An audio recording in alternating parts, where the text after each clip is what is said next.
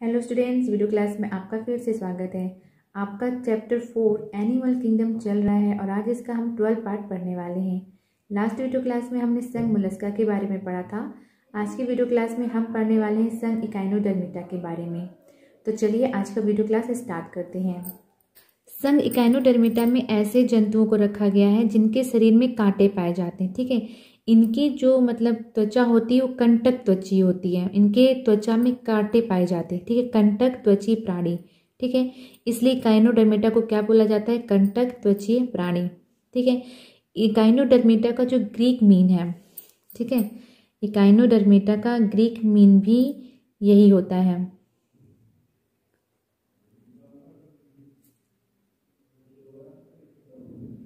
इकाइनोडर्मिटा,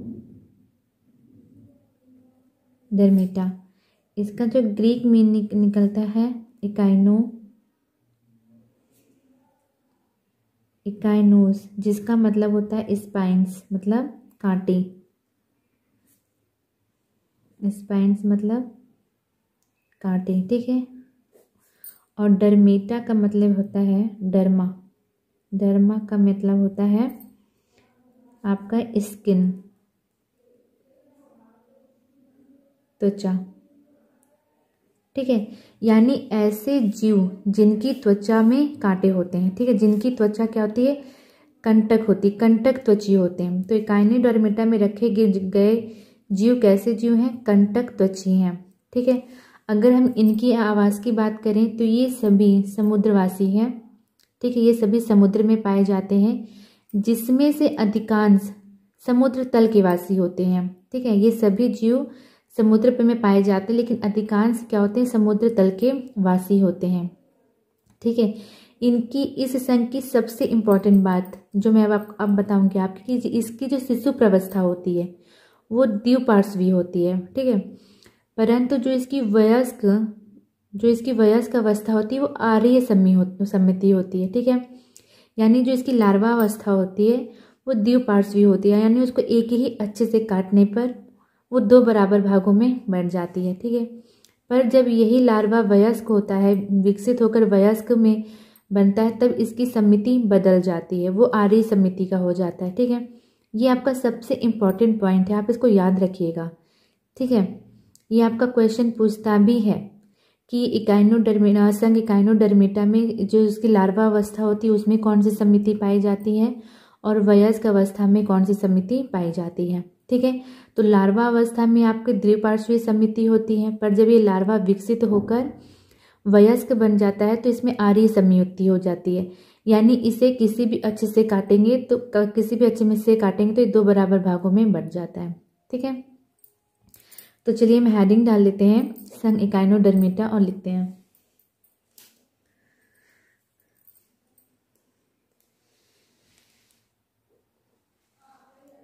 ठीक है, हेडिंग डालेंगे हम संघ इकाइनोडर्मिटा। ठीक है, यानी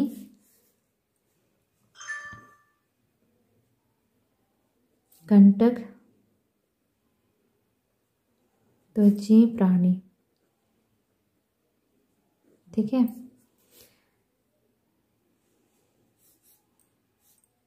इसका मतलब स्पाइनी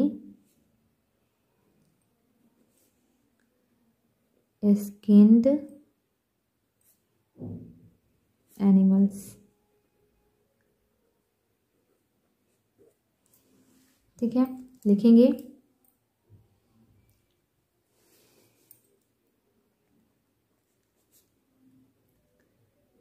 इस संघ में रखे गए जीवों की त्वचा कंटक युक्त होती है, कंटक युक्त होती है। ठीक है, अब हम हेडिंग डालेंगे समान लक्षण, समान लक्षण। ठीक है,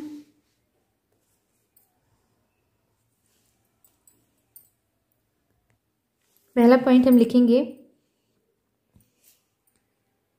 इस संघ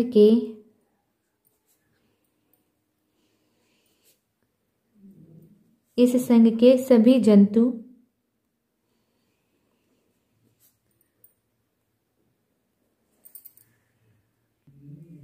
ठीक है, सभी जंतु समुद्री यानी सबमरीन होते हैं, जिसमें से अधिकांश समुद्र तल के वासी होते हैं, ठीक है ना, वो समुद्र तल में रहते हैं।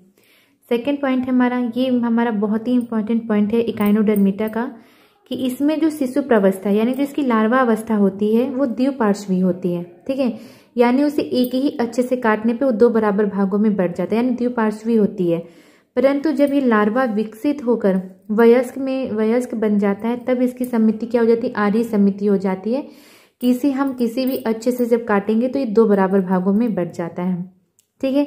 ये बहुत ध्यान देने की बात है, आपको एकदम याद करके रखना है कि इसकी जो लार्वा अवस्था होती है संघ इकाइनोडर्मिटा की जंतुओं की जो लार्वा अवस्था होती है वो द्विपार्श्वी होती है, और इसकी वयस्क जो अवस्था होती है वो आर्य समिति की होती है, ठीक है। थर्ड पॉइंट हम लिखेंगे, इनका शारीरिक संगठन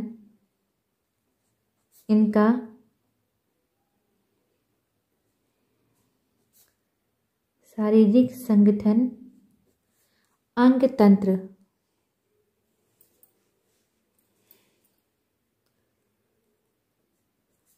तंत्र स्तर का होता है, अंग तंत्र स्तर का होता है, ठीक है। नेक्स्ट पार्ट लिखेंगे, इनकी भ्रूणी अवस्था भी त्रिकोणिक होती है, ठीक है। नेक्स्ट हमारा पॉइंट है, इनके जो शरीर का आकार होता है या तो ये तारे के आकार के होंगे, या तो बेलनाकार होंगे, या तो गोलाकार होंगे, ठीक है, या तो अंडाकार होंगे, ठीक है। इनके शरीर का आकार या तो तारों के आकार का होगा, या बेलनाकार होगा, गोलाकार होगा, या अंडाकार होगा, ठीक है। नेक्स्ट पॉइंट लिखेंगे, ठीक है, इस संघ के जो जीव हैं उनका जो अंतः कंकाल है वो किसका बना होता है, कैल्शियम का बना होता है, ठीक है। इनका जो अंतः कंकाल है वो कैल्शियम युक्त होता है, ठीक है। नेक्स्ट पॉइंट, इनकी त्वचा के ऊपर कांटे पाए जाते हैं, ठीक है। मैंने पहले भी बताया था कि इस संघ का जो विशिष्ट लक्षण है, ठीक है, कि इनके जो त्वचा के ऊपर कांटे पाए जाते हैं, इनका जो शरीर होता है वो कंटक युक्त होता है, ठीक है। नेक्स्ट पॉइंट हम लिखेंगे,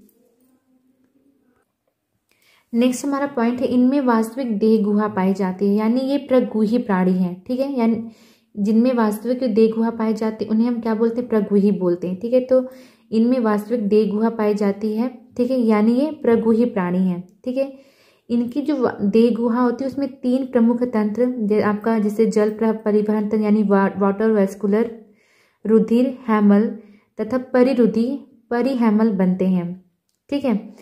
इस संघ के जो जंतुओं में विशिष्ट प्रकार का जल परिवहन तंत्र पाया जाता है, जिसे हम क्या बोलते हैं, एम्बुलेक्रल, ठीक है, एम्बुलेक्रल तंत्र भी कहते हैं। इस तंत्र की जो उपस्थिति है इस संघ की विशेषता है, ठीक है। इसमें जो वाटर वेस्कुलर सिस्टम जो पाया जाता है वो इस संघ की विशेषता है, ठीक है। इस तंत्र में मैड्रोप्रोराइट, ठीक है, मैड्रोप्रोराइट नामक तस्तरी नुमा संरचना पाई जाती है, जिसमें स्थित छिद्र, ठीक है, के भीतर जल प्रवेश करता है, ठीक है। और इसमें चलने के लिए नालपाद यानी ट्यूब फीट पाए जाते हैं, ठीक है। ये ट्यूब फीट आपके किस तरह के दिखते हैं, जो आपने गन देखी होगी प्लास्टिक की, जिसमें आगे तस्तरी नुमा वो चिपकने के लिए लगता है, पीछे उसके कहते हैं एक स्टिक टाइप की लगी रहती है, और हम दीवार में मारते वो चिपक जाता है, तो उसी प्रकार की ये ट्यूब फीट भी होते हैं इसमें, ठीक है, ठीक है। तो जो ये मैड्रोप्रोराइट है इसमें क्या होता है, जल प्रवेश करता है, ठीक है, और इसमें चलने के लिए ट्यूब फीट पाए जाते हैं, ठीक है। ये ट्यूब फीट भोजन पकड़ने व श्वसन में सहायक होते हैं, ठीक है। इसमें लिखेंगे इसमें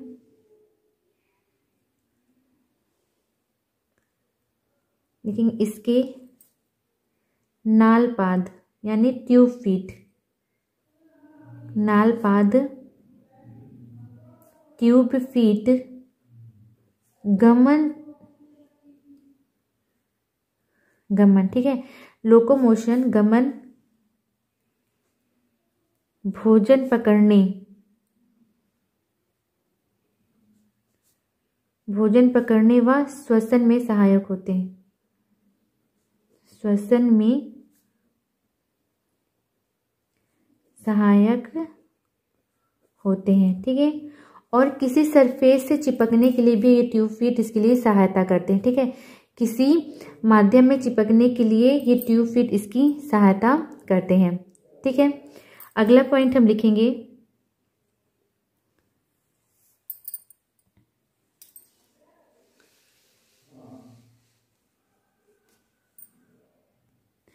इनका पाचन तंत्र पूर्ण होता है, इनका पाचन तंत्र सरल, मैंने आपको बार बार बताया कि हमारा जो पाचन तंत्र है वो दो प्रकार का होता है, पूर्ण और अपूर्ण। इनका पाचन तंत्र सरल तथा पूर्ण होता है, सरल तथा पूर्ण होता है। ठीक है, पाचन तंत्र हमारा दो प्रकार का होता है, एक पूर्ण और अपूर्ण। पूर्ण में हम एक ही प्रकार का अंग पाया जाता है, जो अपूर्ण पाचन तंत्र होता है उसमें एक ही प्रकार का अंग पाया जाता है, और पूर्ण पाचन तंत्र में मुख और गुदा दोनों पाए जाते हैं। तो ब्रिटिल तारों में, इनमें पाचन तंत्र पूर्ण होता है, पर ब्रिटिल तारा, ठीक है, एक ब्रिटिल तारा होता है, ब्रिटिल तारे जीव में अपूर्ण पाचन तंत्र पाया जाता है। तो ब्रिटिल तारों में अपूर्ण पाचन तंत्र, अपूर्ण पाचन तंत्र पाया जाता है। ठीक है, नेक्स्ट पॉइंट लिखेंगे,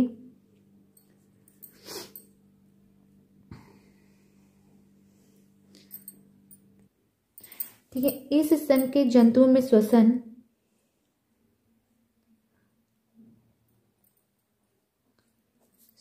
बरसी,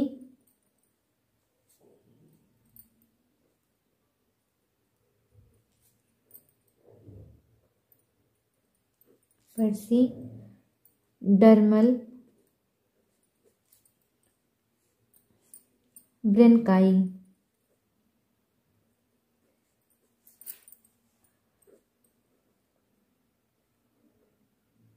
डर्मल ब्रेनकाई,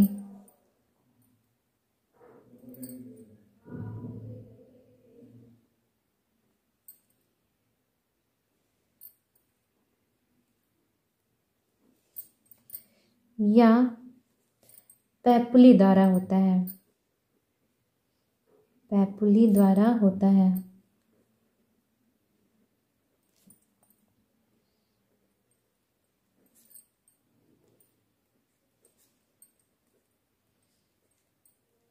ठीक है, तो इनमें श्वसन के लिए बर्सी, डर्मल ब्रेनकाई या फिर पैपुली पाया जाता है। ठीक है, नेक्स्ट पॉइंट लिखेंगे हम, पॉइंट नंबर 12। ठीक है, इनमें उत्सर्जन अंग का अभाव होता है। ठीक है, लिखेंगे, इनमें उत्सर्जन अंगों का अभाव होता है, इनमें उत्सर्जन अंगों का अभाव होता है, अभाव होता है। ठीक है, नेक्स्ट पॉइंट लिखेंगे, पॉइंट 13,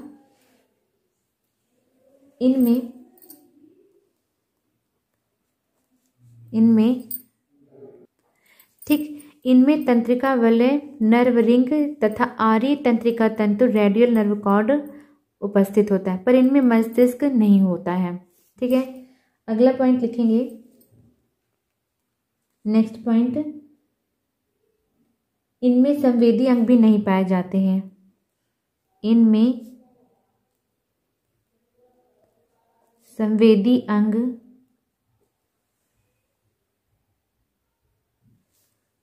कम विकसित होते हैं, कम विकसित होते हैं। ठीक है, नेक्स्ट हम लिखेंगे, ये एकलिंगी होते हैं, ये एकलिंगी होते हैं, एकलिंगी होते हैं। इनमें लैंगिक जनन पाया जाता है,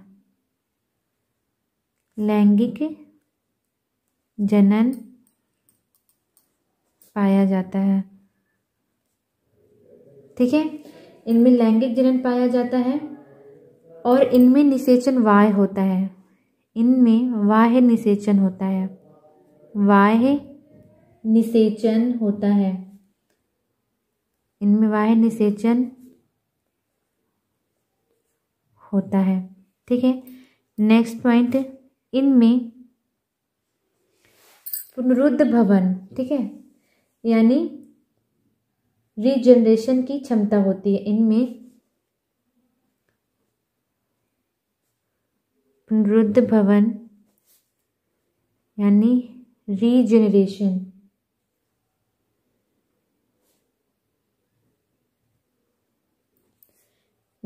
की अपार क्षमता पाई जाती है, कि अपार क्षमता पाई जाती है, अपार क्षमता पाई जाती है। ठीक है, नेक्स्ट पॉइंट लिखेंगे 17, इनमें परिवर्धन जो होता है अप्रत्यक्ष होता है। ठीक है, इनमें लार्वावस्था पाई जाती है। ठीक है, इनमें जो लार्वावस्था जो पाई जाती है वो किस समिति का होता है? द्विपार्श्वीय समिति का होता है। तो लिखेंगे इनमें परिवर्धन अप्रत्यक्ष हो पाया जाता है, परिवर्धन अप्रत्यक्ष होता है, अप्रत्यक्ष होता है। ठीक है, तो ये हमारे संघ इकाइनोडर्मिटा का समान लक्षण है। आपको एक दो पॉइंट है जो याद करने हैं। ठीक है, एकदम से रट लेना है। पहला है कि इसकी जो शिशु अवस्था होती है यानी जो इसकी लार्वा अवस्था होती है वो द्विपार्श्वीय होती है। ठीक है, और इसकी जो वयस्क अवस्था होती है वो आर्य समिति की होती है। ठीक, आपको दूसरा पॉइंट है जो याद करके रखना है कि इसका जो अंतःकंकाल होता है, ठीक है, वो कैल्शियम कार्बोनेट की अस्थियों का बना हुआ अंतःकंकाल पाया जाता है, जिसकी उत्पत्ति किससे होती है? मध्य जनन स्तर मेसोडर्म से होती है।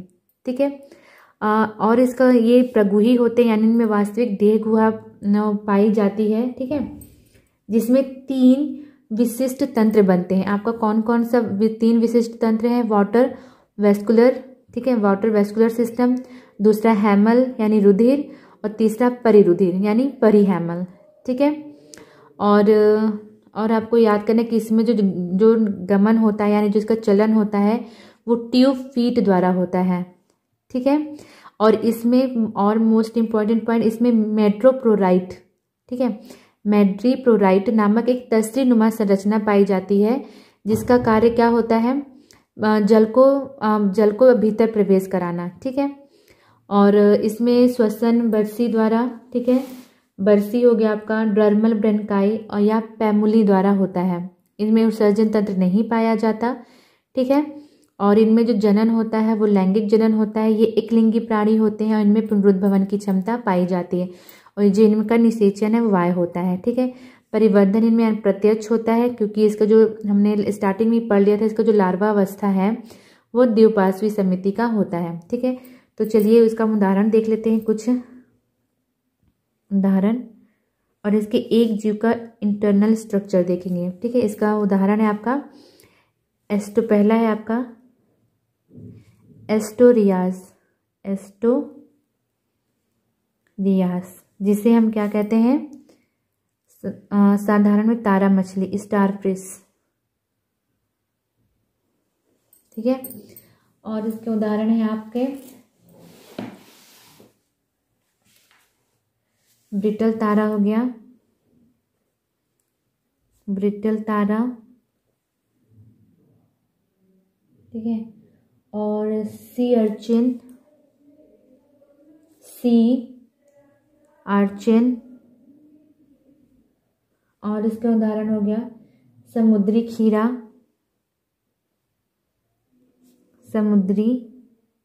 खीरा, होलोथूरिया।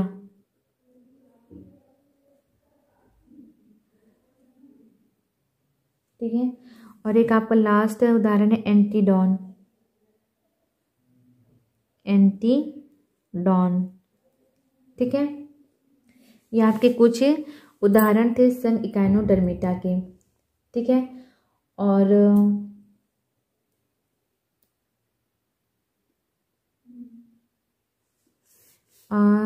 सी आर्चिन को हम बोलते हैं ऑफ्रियोथ्रिकस, ऑफ्रियोथ्रिकस,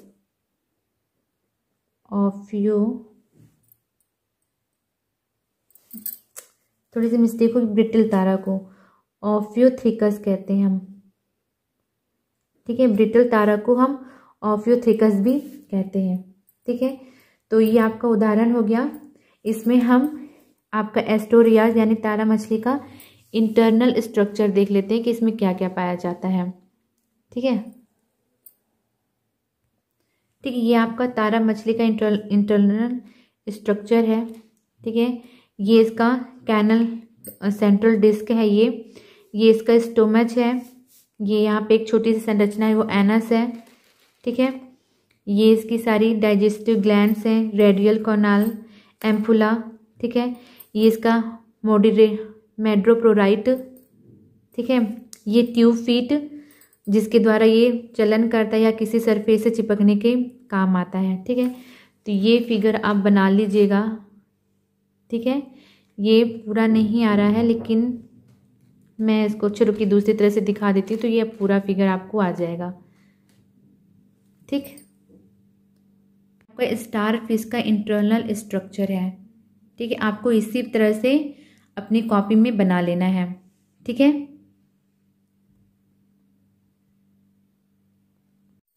आज की वीडियो क्लास के लिए इतना ही। आपके लिए कुछ प्रश्न हैं जिसके उत्तर आपको देने हैं कमेंट बॉक्स में। तो आपका पहला प्रश्न है, मेड्रोप्रोराइट प्ररंधक नामक छिद्रित तस्तरी किस तंत्र में पाई जाती है। प्रश्न दूसरा है, ब्रिटल तारों में किस प्रकार का पाचन तंत्र पाया जाता है। प्रश्न तीसरा है कि संघ इकाइनोडर्मिटा के लार्वा अवस्था में और वयस्क अवस्था में कौन कौन सी समिति पाई जाती है। मिलते हैं नेक्स्ट वीडियो क्लास में, तब तक के लिए बाय बाय।